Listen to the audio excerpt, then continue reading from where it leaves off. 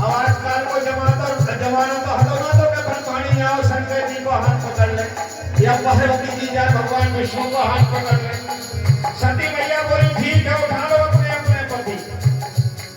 माता क्या गलती नहीं कर सकत तो सती मैया बोली अनुसुईया बोली कि हम का यहाँ है हमारे तो लड़का वाले हते नाते 3 लड़का मिल गए 3 बम्बे आई तीनों पुत्र 3 बधू आई मोरे आंगना 3 पुत्र 3 बधू आई मोरे आंगना झोल रहे 3 देव बन करके लालना झोल रहे 3 देव बन करके लालना माता अनुसुईया ने धारे हैं पालना माता अनुसुईया ने धारे हैं पालना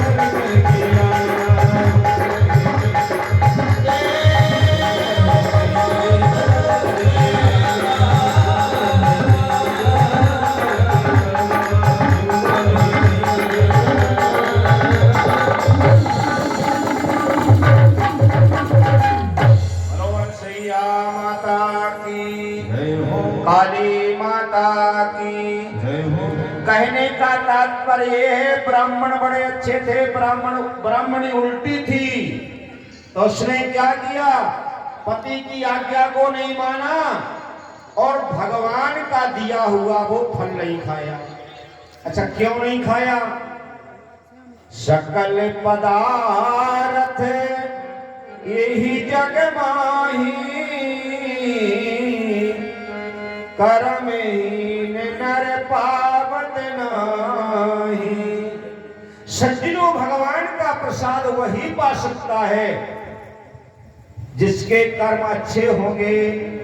सकल पदार्थ यही जग माही करमहीन नर पावत नाही।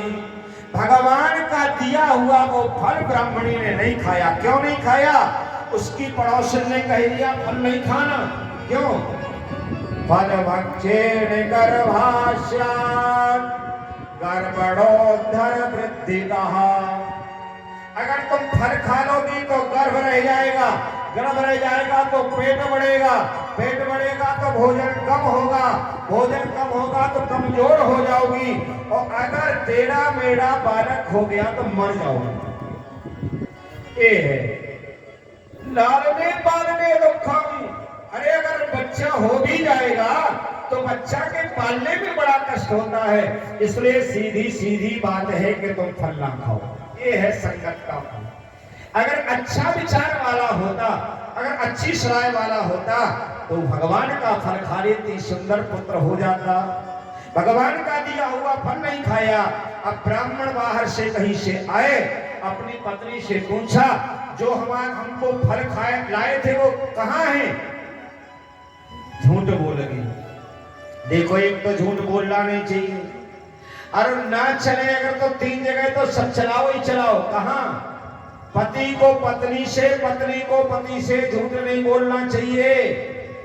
पिता को पुत्र से, पुत्र को पिता से झूठ नहीं बोलना चाहिए।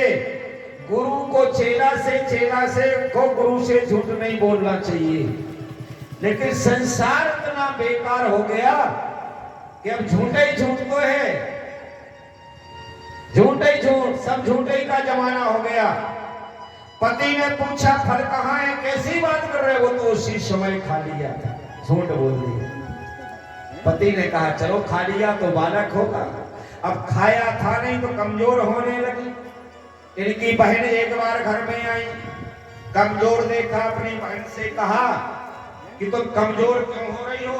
ये बोली क्या बताएं, हमारे पति कहीं से ये फल लाए हैं, हमने खाया है नहीं, झूठ बोल दिया, अब क्या करें।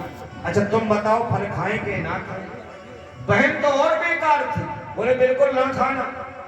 बोले हमने झूठ तो बोल दिया। बोले झूठ बोल दिया तो चिंता मत करो, हमारे तो 6 लड़का है, 7 हमारे गर्भ 1 महीना को पेट में है, हमारे बालक हुई, हम लुका के तुम्हें देंगे तो बता देंगे हमारे बालक हो गए। बोले फल को क्या करें जो फलाओ है। और फल अगर खवाना है तो जौन तुम्हारी गैया बच्चा नहीं दे रही, ब्यात नहीं है, बाय खवा दो, वह खवा दो, फल परीक्षा भी हो जाएगी। तो भगवान का दिया हुआ फल महाराज को गौ माता को खवा दिया, इसने नहीं खाया। और ये तो ऐसे रहने लगी जैसे इसके पेट में बच्चा हो। ब्राह्मण बड़े सज्जन थे महाराज। जब इसकी बहन के बच्चा हुआ, रातों रात लेकर के आई, इसने हल्ला मचा दिया सुबह से, मेरे बालक हो गया, बालक हो गया। ब्राह्मण को बड़ा अच्छा लगा। ददौदान दजातेभ्यो, क्या किया, ब्राह्मणों को बुला करके खूब बाजे बजवाए, गीत गवाए, खूब दान किया, पुण्य किया। अब ब्राह्मण ने कहा जो लड़का का नाम पूछ रहे। ब्राह्मणों से कहा महाराज आप सबके आशीर्वाद से हमारे पुत्र हुआ है, इसका नाम। ब्राह्मणी बोली बिल्कुल नहीं, ब्राह्मण थोड़ी नाम बताएंगे, हमारा लड़का हुआ, हमें नाम रखाना है। चलो भाई तुम रखा लो। बोले हमारा नाम है धुंधली, हमें अपने लड़के का नाम रखाना है धुंधकारी। ये अपने हाथ से नाम रखा लिया। अब 3 महीना बाद गौ मैया के पुत्र पैदा हुआ। और गौ मैया के पुत्र पैदा हुआ, ये तो भगवान का प्रसाद था, भगवान के फल से हुआ था। महाराज पूरा सर्वांग सुंदर, केवल गैया कैसे कान हते हुए बालक के, बाकी पूरे मनुष्य का शरीर था। क्षेत्रों क्षेत्रों से, गांव गांव से लोग देखने को आए, कहते अब तो ब्राह्मण का बड़ा भाग उदय हुआ, पहले ब्राह्मणी के लड़का नहीं होता, अब तो गंगों के भी लड़का होने लगा। फिर से खूब बाजे बजे, गीत गवे, खूब दान दिया। ब्राह्मणों से हाथ जोड़ करके ब्राह्मण ने कहा महाराज उस बालक का नाम तो उसके मारे नहीं बता पाए, अब एक काम करो, ई बालक को नाम तो आप लोग रखाई दो। आत्मदेव ब्राह्मण से पंडितों ने कहा महाराज ये तो बालक आपका नाम ही लेकर के आया है। क्या लेकर के आया? बोले ये लेकर के आया कि इसका नाम तो गौ माने गौ, कर्ण माने कान, इस बालक की गैया जैसे कान है, इसलिए इस बालक का नाम रखा दीजिए गोकर्ण। बोलो गोकर्ण भगवान की। दोनों बालक पढ़ने लिखने लगे, बड़े होने लगे। गोकर्णः पंडितो ज्ञानी धुंधकारी महाखलः। वो ब्राह्मणी का थोड़ी था, उसकी बहन का लड़का था। जुआरी, अत्याचारी, मदरा पीने वाला, चोरी करने वाला, मांस खाने वाला। वो जो गौ मैया के हुए थे, ध्वजाधारी पंडित विद्वान बन गए। अब ये क्या करता था? मारता था, पीटता था, और पिता की कमाई जितनी थी पूरी बर्बाद कर दी। अब ब्राह्मण ने मन में विचार किया, अब वो बात याद आ गई, अरे संत ने समझाया था कोई किसी का नहीं है, अगर उनकी बात मान लेते तो आज कष्ट नहीं होता, क्या करूं। जब दुखी हो गए तो गोकर्ण महाराज जो गौ मैया से हुए थे, उनने आए, समझाया, जो बीती सो बीती, अब आगे की सुधार लो। और आज हम आपके लिए भी यही है भाई, जब तक ज्ञान प्रकट ना हो चल जाएगा, लेकिन जितना समय है उतना तो हरि का भजन करो, भगवान का भजन करो। जब गोकर्ण ने समझाया, ब्राह्मण बन को चले। एक धंधकारी माता को मारने लगा, बता धन कहाँ रखा है, नहीं तो तुझे मार डालेंगे। वो कुएं में जाकर के वो भी मर गई। अब ये क्या करे, छोटे छोटे बच्चों को खिलाने के बहाने ले जाए कुआं में डाल दे।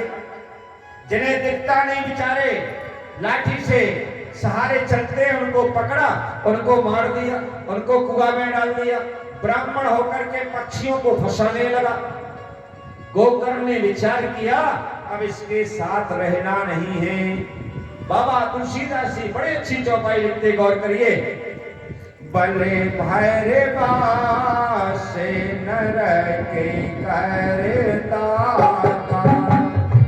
बल भैरवा से नर के करता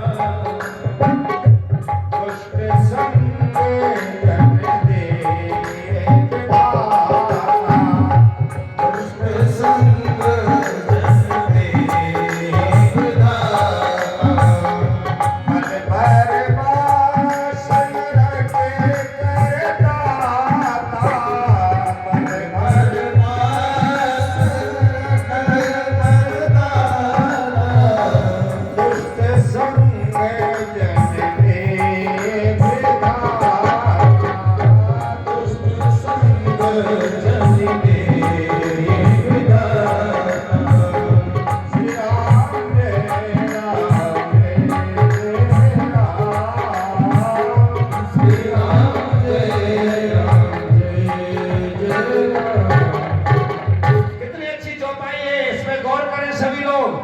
कहते हैं इसका अर्थ ये है